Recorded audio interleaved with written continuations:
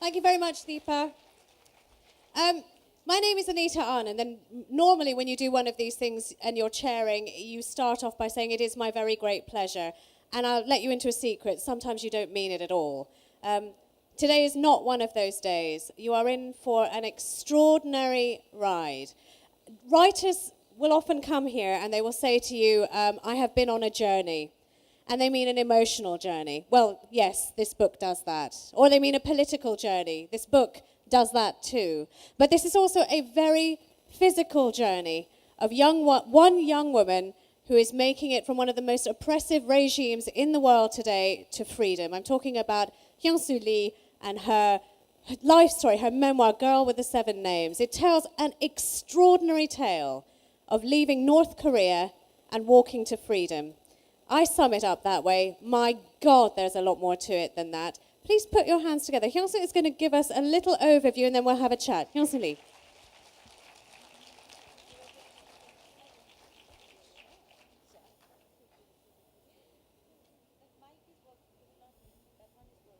I'm going to use this. It has problems if you use both the mics with the sound. I'm going to stand here. So which the first slide? Can you see the slide right now? They're doing it. You can start.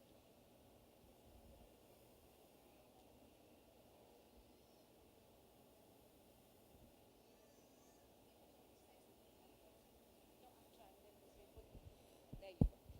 Hello, my name is Hyeonseo Lee, and I escaped from the most reclusive country on the planet, which is my home country of North Korea. In this land, still 3 generations of families still can be removed to the political prison camp if somebody simply tries to access outside information. Do North Korean people really believe the propaganda from the regime? How did they become the modern-day slaves? This is the most common question that people around the world have asked me. And people, the world can't understand when North Korean people were crying severely after all dictators died. But those who grew up there, we completely understand that. Because the propaganda starts from age 4, and we learn the dictator's name before learn our parents' name, and we cannot call the dictator's name without putting any specific titles before it. And we cannot even follow the newspaper because the dear leader's images often appears on the newspaper almost every day. And so I also in every house, in every building and public places, we have pictures on the wall about the dictator's pictures on the wall.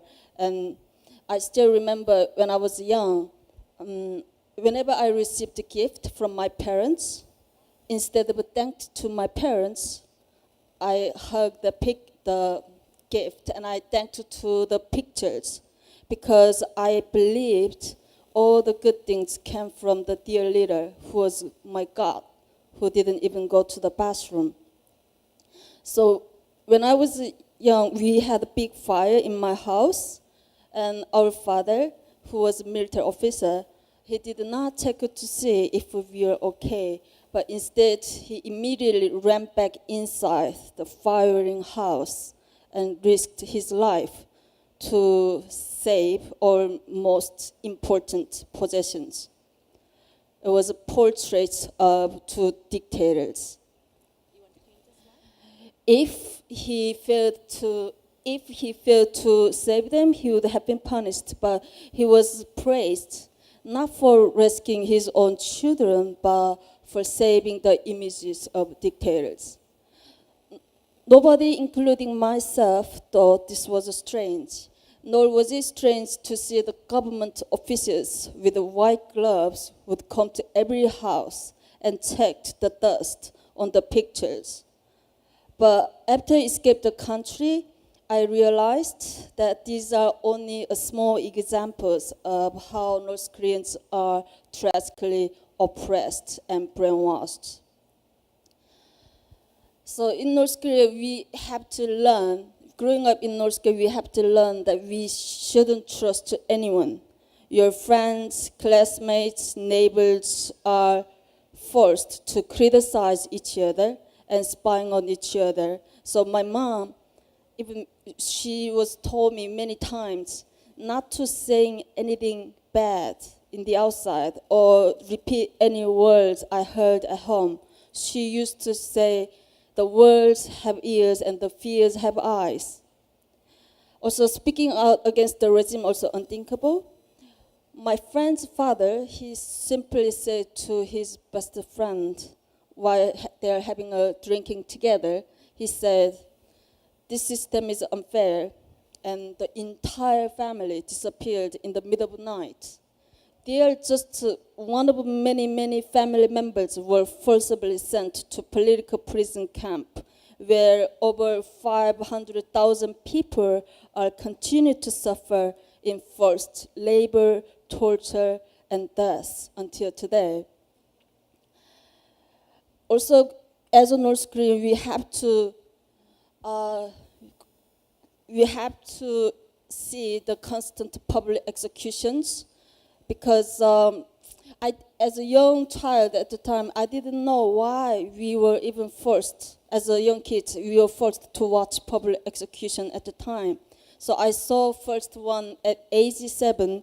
It was a hanging, and as I watched, a man was hanged by his neck under a bridge. And I saw the other public execution during the famine, when the authorities shot a man in his head in front of his family. Sometimes people were killed for the most ridiculous reasons, like if somebody simply tries to bring a food from China to feed his starving family, or somebody who killed a cow because they were hungry. So because of those reasons, they were in public execution. So the constant public executions are a powerful way to remind people that we shouldn't do anything against our government. Otherwise, I will be killed exactly like the victim in front of me. But the biggest killer in North Korea is starvation, which has killed more than 1 million people from mid-1990s to early 2000s.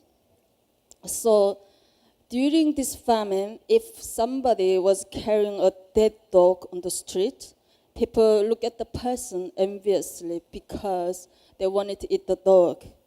But people didn't even stop look at the dead bodies on the street.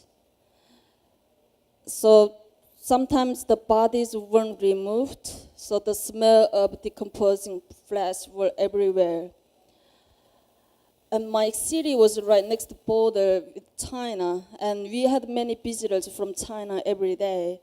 And if we don't remove those bodies, it would look shameful for my country. So at the time, we have a certain people's job is to get rid of those bodies, and they used hand carts to, and then they stacked in piles those bodies. And one time, there's a man who didn't die yet, but they put him among the dead bodies. At the time, still, I didn't know the reason we were suffering because of our government failed economic system. I strongly believed the regime's propaganda that the only reason we were suffering because of American sanctions.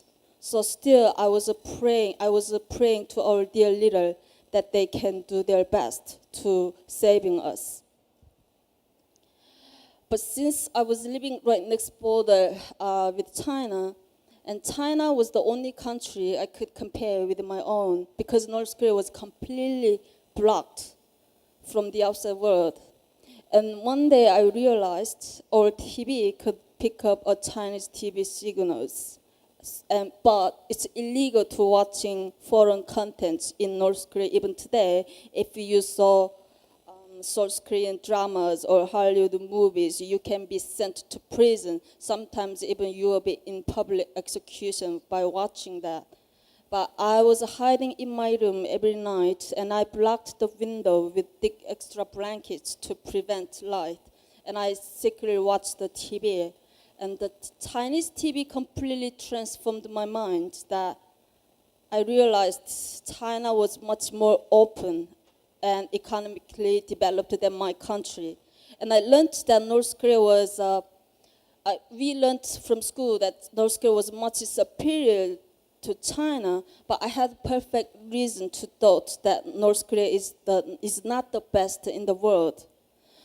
So the bigger curiosity and attraction about the outside world eventually led me to take bold steps cross-border into China. But as a young, naive girl, I could have never imagined that I would be separated from my family for so long, nor could I have even realized that actually I have to avoid the brilliant new world in China, and I have to live in the shadows. After I arrived in China, I was always hunted by the Chinese authorities, because even today, the Chinese government, they are doing their best to capture North Korean defectors and send back to North Korea, even though they know that defectors, after we repatriate to North Korea, we will be encounter severe problem, like torture and imprisonment is a standard, and somebody's even sometimes will be in public execution. But Chinese government, they are doing their big favor for our dictator even today. So I was even captured by the Chinese police, and I was narrowly avoided being repatriated to North Korea by convincing them that I was actually Chinese citizen, because my Chinese language abilities were good enough to answer their difficult interrogation questions or read the Chinese newspapers. It was the first thing, so they thought it was a false report, so they released me from the police station. So it was the first miracle to happen to me. But because of all the hardships, and I had to not repatriate to North Korea, I constantly changed my name to protect my identity. That's why I became the girl with the 7 names, which is the title of my memoir, and it has been published in 29 countries so far. After struggling and hiding for 10 years in China, I sought asylum in 2008 to South Korea because I wanted to see my motherland, the divided country, with my own eyes. So I'm living in South Korea right now. But many people these days, they're asking me about my perspective of freedom that I have today and what that means. Because I lost everything in the past. Sometimes very little things are precious. For example, in a coffee shop, having a cup of tea and looking out of the window to the blue sky, it makes me so happy. I feel that's a freedom to me, because I thought when I was living in North Korea for 17 years and I was hiding in China for 10 years, I could have never imagined that I could have a cup of tea in my divided country today. So I've been having a freedom only for 8 years in my life. So to me, this freedom I have right now is like surreal. And I cherish it so much, and I hope it lasts forever. Even though I would suffer a lot during the journey, but I still feel I was very fortunate that I was able to escape my country while millions of other countrymen are suffering. I mean, they are living in virtual prison without ever knowing about the truth, freedom, and human rights. And there are countless North Korean females are sold as sex slaves and trafficked brides to a Chinese man, where the gender imbalance has driven up the demand for women. Because when we cross the border into China as a North Korean, we don't know how to speak Chinese, and we don't know where to go. So the only people are waiting for us are human traffickers. So in my case, I also escaped an arranged marriage when I was 19, and I also ended up the day I escaped the arranged marriage, I didn't know. I don't know where to go or I don't know where to sleep. So I was trying to find job on that day, and luckily I found a job. It was my first job in my life. I thought it was a decent job, but soon, to my horror, I realized it was a brothel that many prostitutes serving many men every day. So I still never forget the woman's terrified face as she taught me how to give a massage to a man in a shop. I told her I will escape this place. And she told me, this is not the kind of place you can escape freely. But in 24 hours, I outsmarted the brothel owner who brought me to the shop, actually. So I convinced her to believe me, trust me that I would come back to the shop. So 24 hours later, I escaped the brothel. But many North-Korean female defectors are not very lucky in this kind of situation. That's the reason I started my foundation in New York and in South Korea these days to rescue those sex slave female defectors in China. Even today, there's right now 200,000 defectors are hiding in China, and I believe ranging from 40,000 female defectors are sold in sex slave place. So that's the reason I built an organization to help those people. And I actually helped rescue 2 female victims from the brothel last September, because at the time I sent a field worker in China, and he took some videos of despicable situation, which is too horrible to show to public, but I took some screenshots of the video. So the girl I rescued from here, she is 26. And her story was when she was 15, after she crossed the border into China, she was sold to a 67 years old man. And she gave a birth child. And this old man, he sold her to another man in his 50s who had a masochistic pleasure of abusing her. So she gave birth again to his child, and then in the end she ended up in this brothel. And right now she is in Thailand immigration campus waiting to go to South Korea.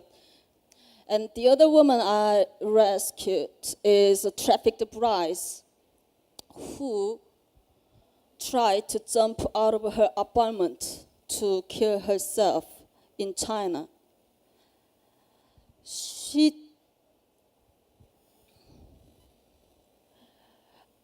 Last October, I had a video chat with her because she was waiting at the safe house in China. And I had a video chat with her, and then she was crying, and she told me that now she regrets about her attempted suicide. At that time, she thought her life would end in China forever. So she's also being rescued, and then she's arrived in South Korea, and her leg problem is taken care of in the hospital right now. So my point is, the world right now, they are paying big attention about sex slavery issues around the world, but not many people are paying attention or know about the North Korean females' sex slavery issues in China. So there are so many people need to be rescued. And on their behalf, I'm asking for your help. Also, I feel a strong obligation to tell the world about my story and the truth about North Korea. This is in the hope to end the horrible tyranny in my country. And thank you for listening.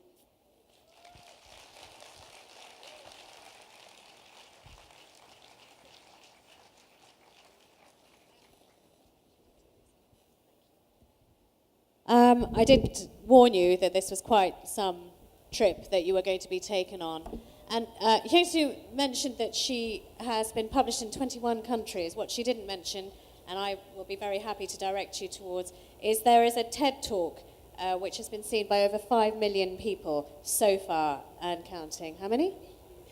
8 million people and counting. By the end of this talk, it'll be 10 million, I'm sure. But it really is a very powerful thing. So this idea of bearing witness is a very powerful one. You've also given evidence to a special panel, haven't you, at the United Nations Security Council.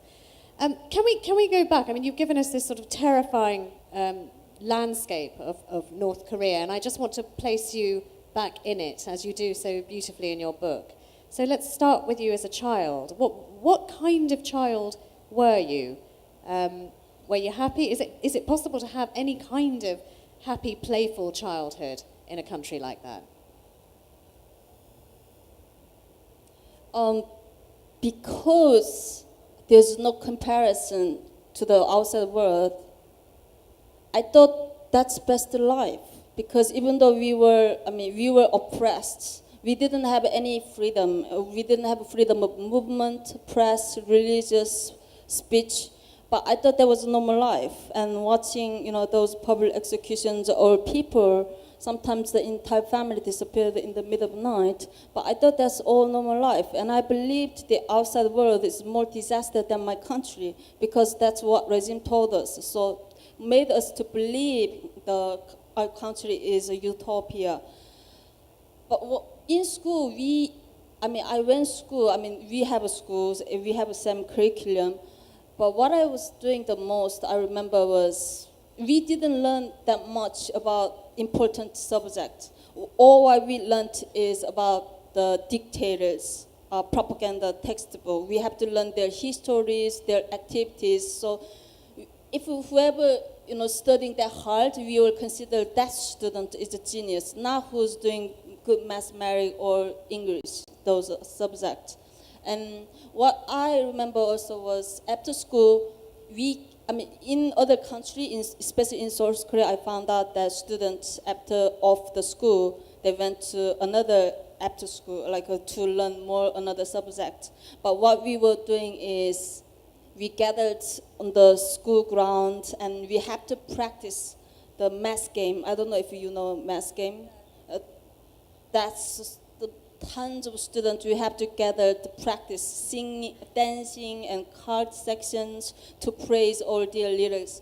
That's all what we did. And also the regime told us America or Japan or South Korea always trying to attack my country. So we have to prepare the war. So we was always prepared in a war and then ready to, sometimes we have in the house, we have one bag of pack. Every house member has it. In case we have war, we have to just grab the bag and then we just immediately ran to the mountains. So we always practice those things. And also we were digging the ground deeply because the regime told us that this time we're gonna have a nuclear war. So if you don't hide under the ground, you will be died. So students, as a middle school student, as a high school student, we were digging the ground all day without studying. That was all what we did, I remember. Those are external terrors, and then they introduce another. It's a very effective form of oppression of an individual's personality. There were these self-denunciation exercises that students were meant to perform. I found that chilling. Can you talk about that a little bit? Yeah, that's called self-criticizing session, I guess. So I think that session is only existed in North Korea until today. So this session is taking place every Saturday afternoon, all over the country, like professors, university students, or factory workers, or farmers, whatever. Even as a student, we have to attend that Saturday self-criticism sessions. And during this session, we have to criticize each other. If I don't criticize somebody, I will have a problem. So we never learned, actually, in North Korea, love each other. Like, not only love between man and woman, but love between friends or between something. We only learn to criticize each other. So, I mean, it takes place every Saturday. So sometimes as a kids, we don't have many criticism to each other. So we were playing, joking at the time. We made a deal together, like, what about this week you criticize me, and I will criticize you next week. Otherwise, if we don't do like that, we will become enemy together. And then that's, but we are kids, it's okay. But the adults, when you are criticizing each other, that increases angry about the other person. So, like my one of North Korean female defector, she told me, she's living in South Korea right now, she told me the day when they're escaping the country, it was a Saturday. She didn't even think about that she's escaping North Korea. But the first moment she was thinking, oh my God, today I don't have to attend the self-criticism session. It's a freedom for her. She don't have to, because she said in her class, she was studying medical things, and then she was the only female student, while all male university students. So whenever she criticized the man, they will look at her with angry eyes, and she's just scared. Maybe one day they're gonna kill me, you know. That's what the regime wanted us. So why they're doing this session? For example, there's another example. Like in my class, one of his classmates criticized his best friend, saying, "Oh, last week you invite me over, and I found invite me over to your house, and I realized in your house too many nice things suddenly you guys have. You guys didn't have money in the past, so where's the money come from?" That was the criticism. And then the teacher, she catched that, and then she reported this to the authorities. And then the authorities soon find out one of the family members who escaped the country, they were sending money. That's how they had money suddenly. That's why the whole family was punished. That's the reason why regime have the self-criticism session. It's that daily existence with this icy fear that even the people that you grow to be affectionate towards might, and indeed are pushed to dig at each other.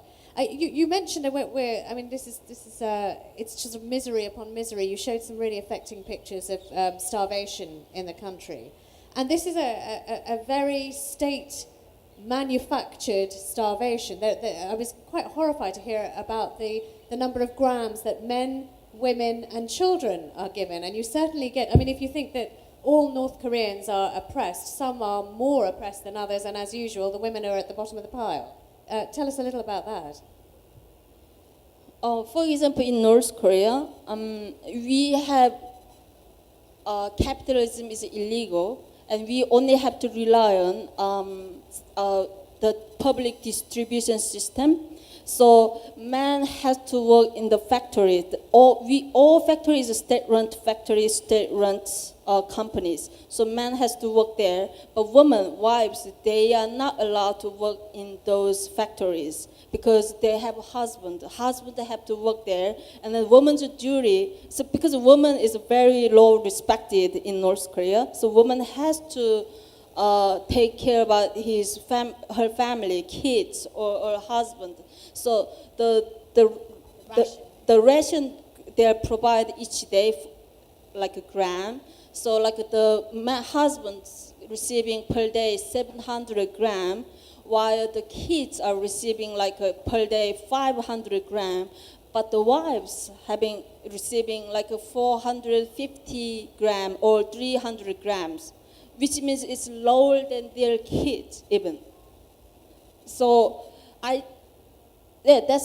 North Korea.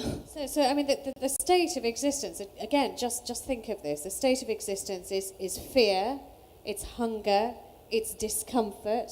And then you've got this weird thing where from cradle you are taught you have to love the dear leader.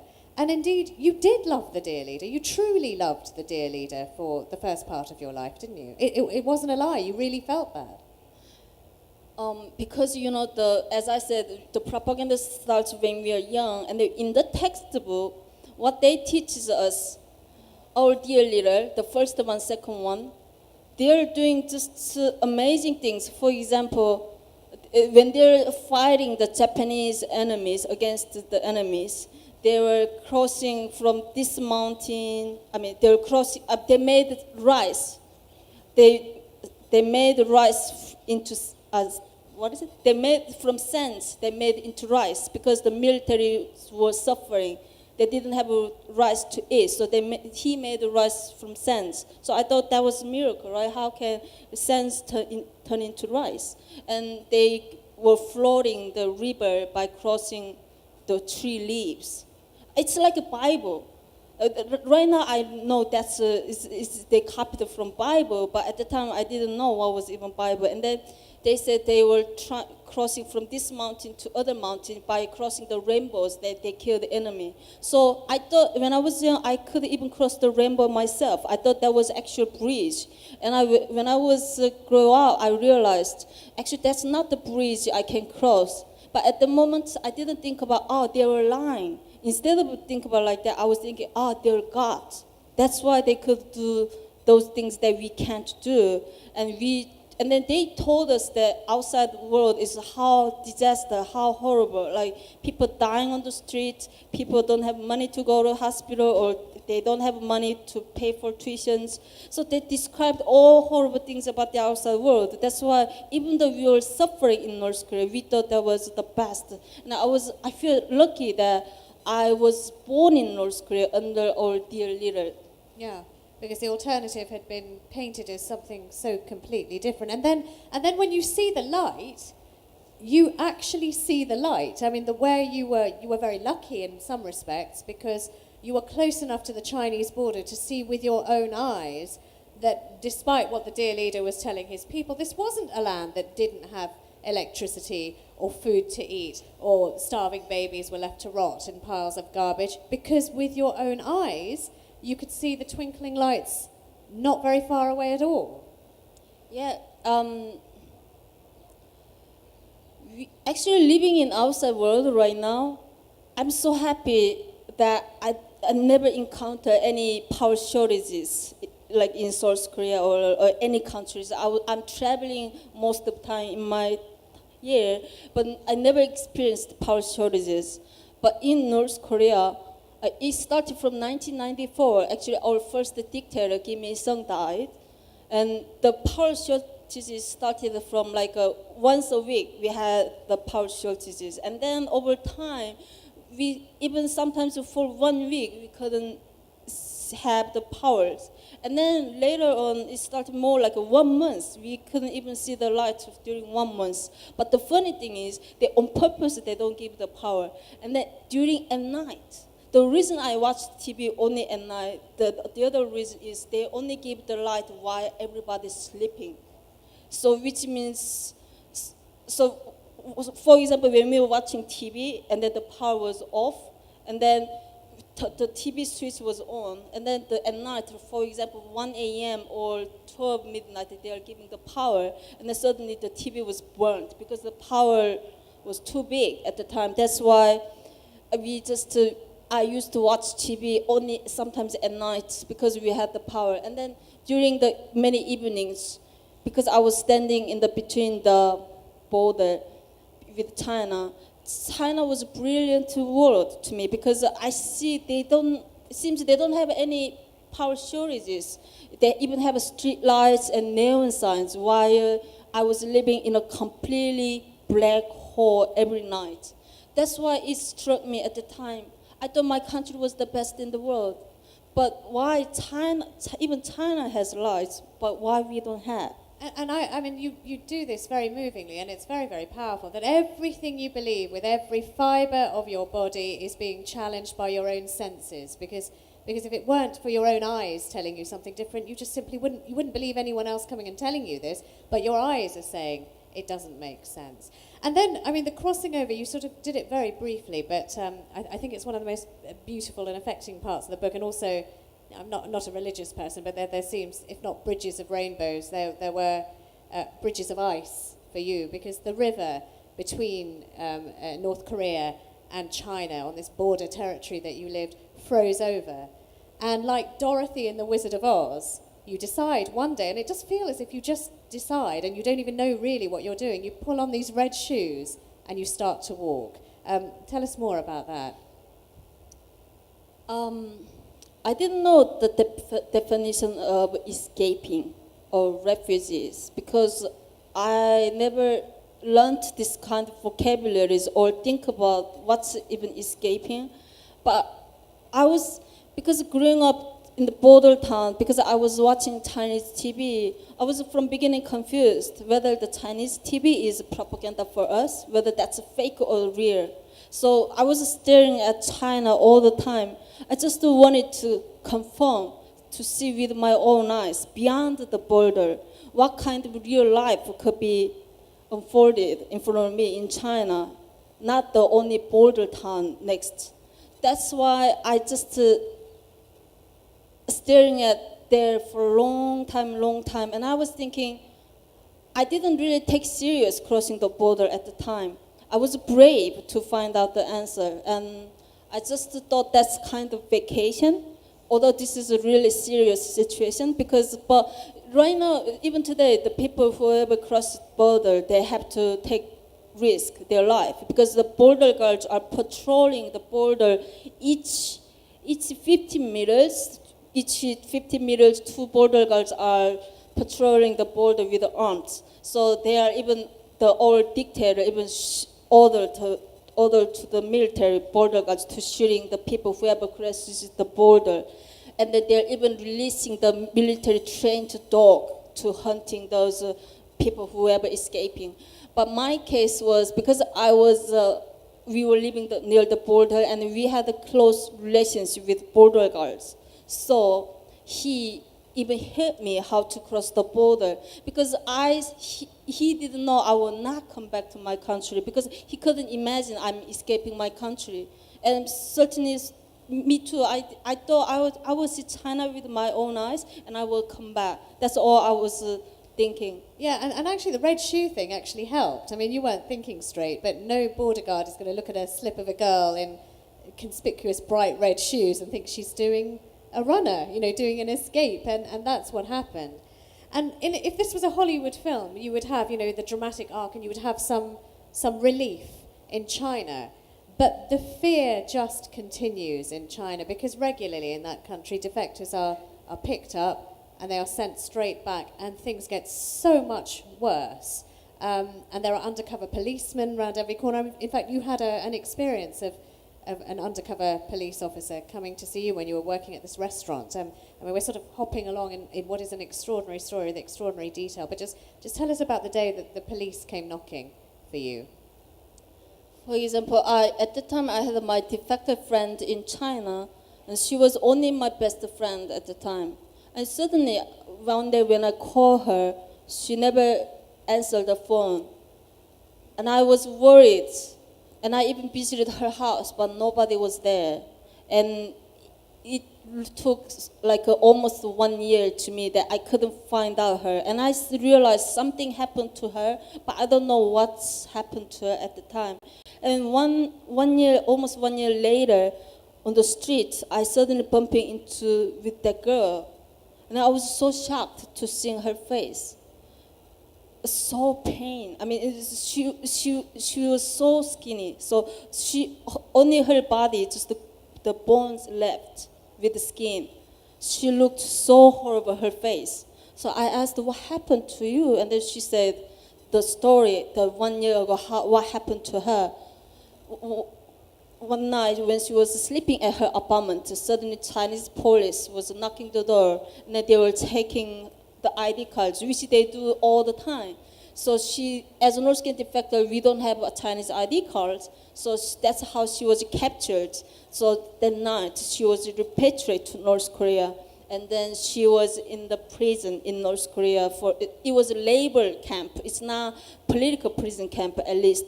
That's how she could overcome her entire time. And then after her prison life finished, when she went back to her home, she realized her family's life is more disaster. There's no food. If she adding her one person, it's giving her family more burden. So she realized escaping the country is helping her family.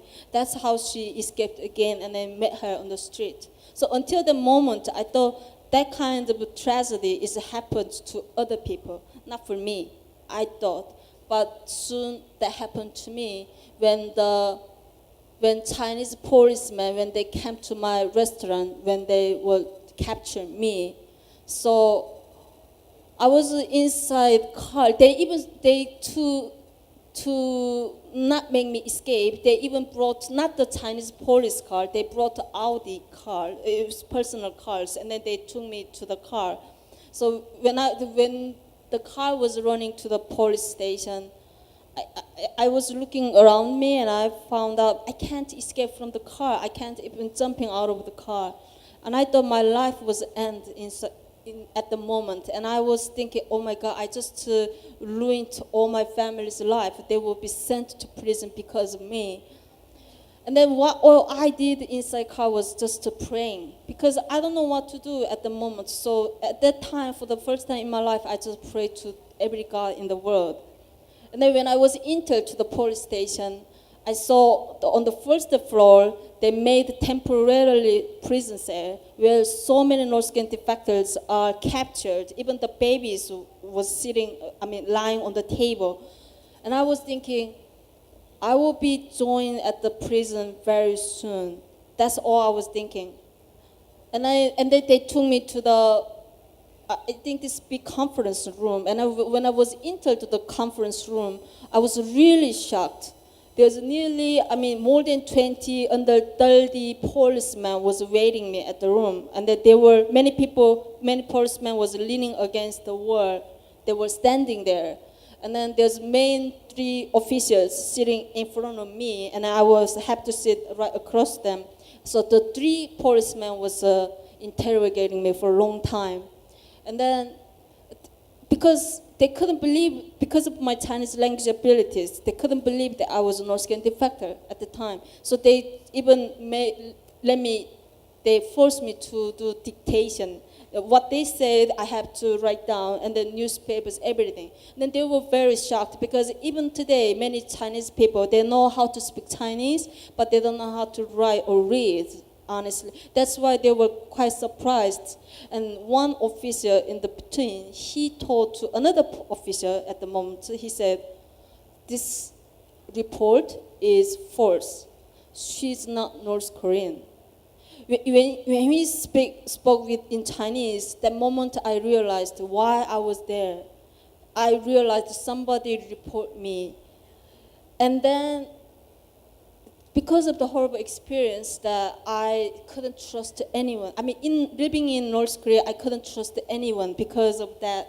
We reporting each other, spying on each other. But in China, I thought escaping from North Korea is not crime.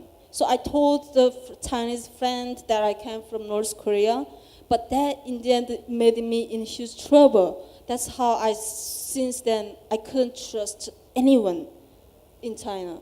There is so much more. Literally, we have scratched an inch of surface of a story that runs deep and wide and painfully. But it is time, I can see, that we can open the floor to questions. I'm sure some of you will have questions. If you don't, I have many.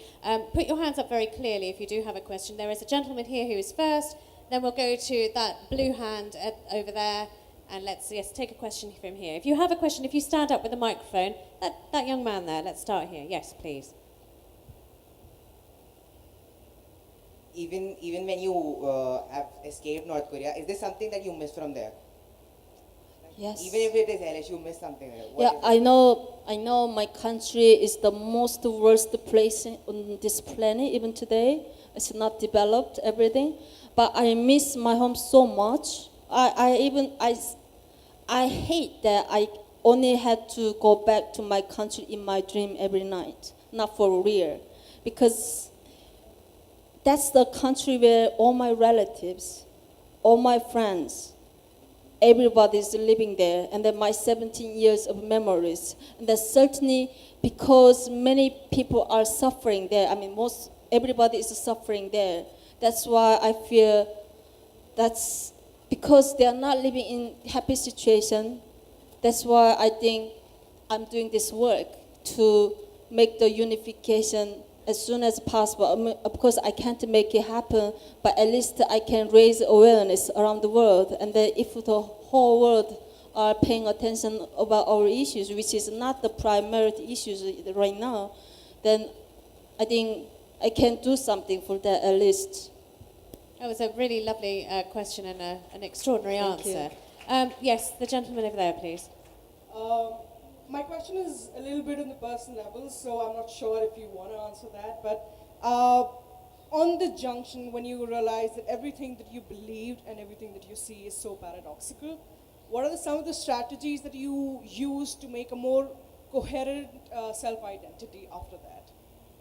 So when what you see is so at odds with what you're being told all the time, and there's always this struggle within you, how do you, I mean, I guess if I can paraphrase, how do you make your mind continue to work? Some people's minds would break if everything was fighting with everything else in your head.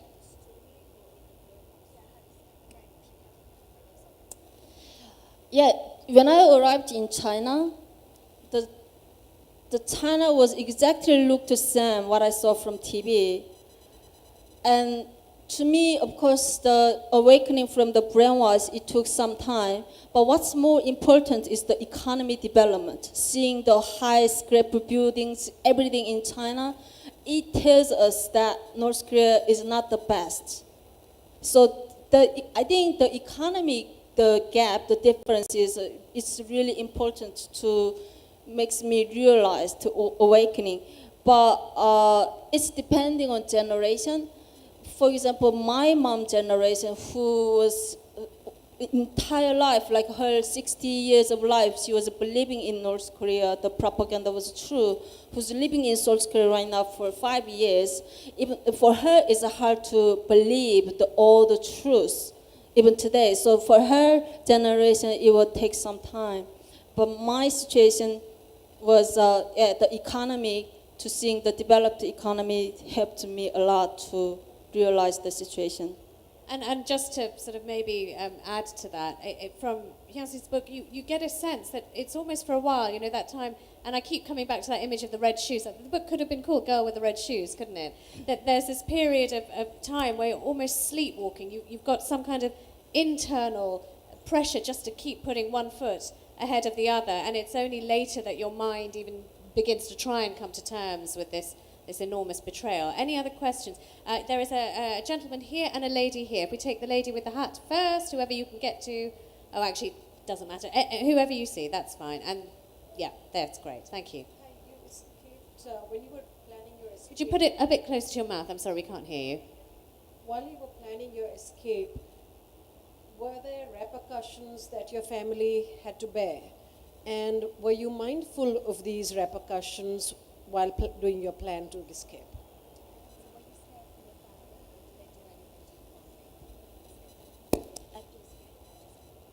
First of all, when I escaping my country, I didn't tell my family. Because if I tell, I know they will prevent me to escape the border. That's why then I can't find out the answer that I was very stifled to have. That's why, actually, you know, it's really sad for me that moment when I was escaping my country that night.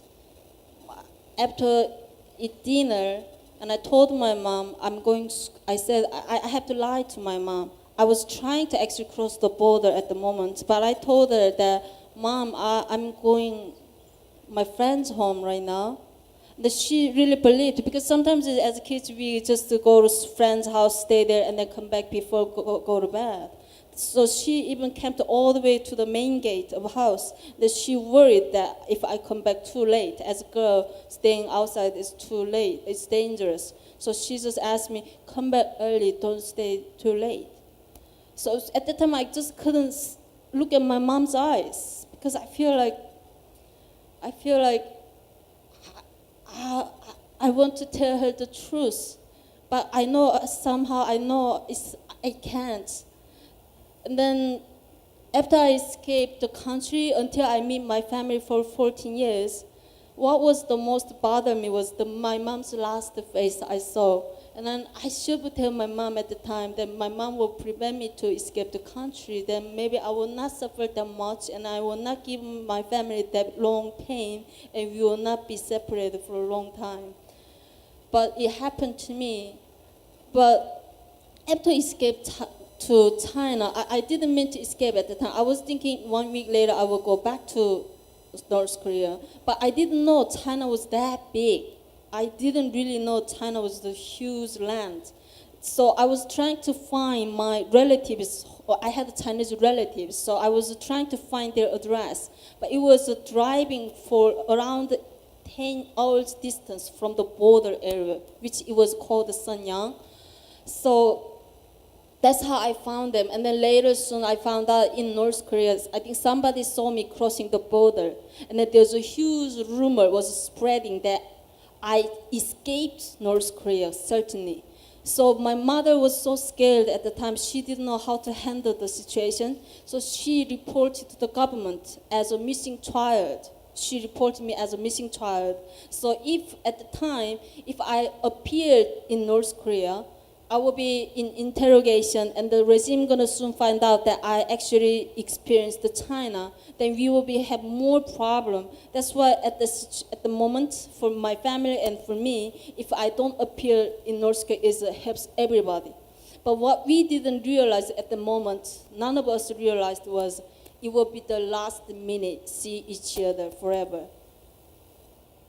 And just to add, and there's another incredibly harrowing passage when life is as hard as it is in China, and then even in South Korea, and you think actually I could kill myself because nobody will miss me, they all think I'm a missing child. And that is another, I mean, I won't tell you what happens after that, but it is extraordinary. There's a lady with a bobble hat here, right in the front. Let's get a microphone to her. Hi. Hello, can you hear me? Yes. I think put it very close to your mouth and speak loudly. Okay. That would be great. So, did releasing the book pose any kind of threat to your safety today? Yes, safety about my right? To your Yeah. safety, because you're talking so publicly, you're talking to the United Nations, you're talking to hundreds of people here. Do you worry for your safety? Of course, I have a security problem, especially after this book published, because it's the biggest threatening weapon to the regime right now. For example, we will divide, the outside world didn't know about what's happening inside North Korea for 7 decades because it's so blocked. Even today, they can't find the right answers. But from 20 years ago, from 15 years ago, defectors like me, we escaped the country, and then we are telling the truth, not only in South Korea. And defectors like me, we learn English directly, and we tell this truth to the world, which is a shame for the regime. That's why they consider that we are the biggest threatening weapon to the regime. That's why even today they are doing their best to prevent the border to people escaping the country right now. So after my book published in 2015 July, which I was on all the world major TVs, on the newspaper, and then the regime was felt very threatened about that. And then one day I received a phone call from like a CIA in Korea. It's called National Intelligence Service. I was in New York at the time. So the agent called me saying they got the secret paper. The paper was sent from North Korean regime, from the capital of North Korea to the North Korean embassies in other countries. The summary of the paper is do something to this girl. She is slandering all country. That's all the messages. So the NIS was at the time they're examining what that means, do something. So at the time I said, if they kill me, who gonna kill me at this moment? Only the regime gonna kill me. That's not good for them, certainly, right? So I will not do the stupid things if I'm the dear leader of the country. And then the NIS told me, yeah, they were not doing it properly, but what possibly doing is kidnapping, because kidnapping is their specialty actually. So kidnapping you and they put you in North Korea's press conference and then forcing you to say what you gave all the testimony to the world is all false, all fake. under, forced by America or by South Korea. That's the aim they want. So certain moment at the time I was living in fear. It's just everyone around me is just suspicious, and whenever I have book event, somebody went to hugging me, I feel scared. I don't know if they're bearing something. So I was in dilemma for a while, but later I changed my mind that I took it just as my life. I can't keep quiet while the regime commit horrible abuses. So I will keep fighting. That's why I made the decision. Thank you. You are a truly heroic woman. I'm getting the 1 minute signal, so if I might, I'm desperate to ask you something. Everything you've been through has been more than most of us can bear. Even one of the things that you've gone through is more than most of us can bear. And I just wonder, I mean, you are nervous around new people, but can you trust now? Do you make friends now? Where do you find your joy now? It's another sad thing is that I only talking people on SNS right now because I don't meet them in person. And whoever wants to meet me in person, first of all, I have to think about why this person wants to meet me. Is he spy, or was he sent by the North Korean regime or assassinated? I have to think about the very first. And then the journalists, when they ask me the interviews, I have to ask the name card, taking picture that immediately send me the name cards. I have to verify whether that's a real journalist or fake. And then whenever I got the event offer from overseas, I have to check if that's a real event or fake event. It was made by the North Korean regime. So sometimes I feel so sad that I can't trust a human being. I mean, growing up in North Korea, we were told to not believe in each other. And hiding in China, to protect my identity, I couldn't make real friend, Chinese friend, because if I tell the truth, I don't know, one day the friend can be turned to me to, enemy. Or living in South Korea right now, because of my work, more made me difficult to trust anyone. And then more sad thing is that I can't trust my fellow North Korean defectors right now, living in South Korea. Right now, 30,000 North Korean defectors like me living in South Korea. But the regime right now, they are sometimes sending fake North Korean defectors into South Korea, they are doing spy things. And then one time, 2 years ago, my best friend, my male best friend, the North Korean defector friend, he was convicted as a North Korean spy, and he was in prison for 2 years on a trial. So because of that, I still don't know he's a real spy or not. I don't know. Only the answer, maybe he knows himself. That's why I feel like, because of my work, what I'm doing publicly right now, I couldn't even trust my fellow defectors if they find out my home address, my itineraries. This is really sad that I can't trust anyone right now. It is entirely sad, and it is entirely understandable. And I would ask this audience now, with the warmth and genuine enthusiasm, to show that you have made a whole lot of true so much. and enthusiastic Thank you. friends. Thank you Thank very much you. indeed. 감사합니다. 감사합니다. And there will be, I have very rarely seen a standing ovation here at Jaipur. You deserve it entirely. There will be a book signing, so please.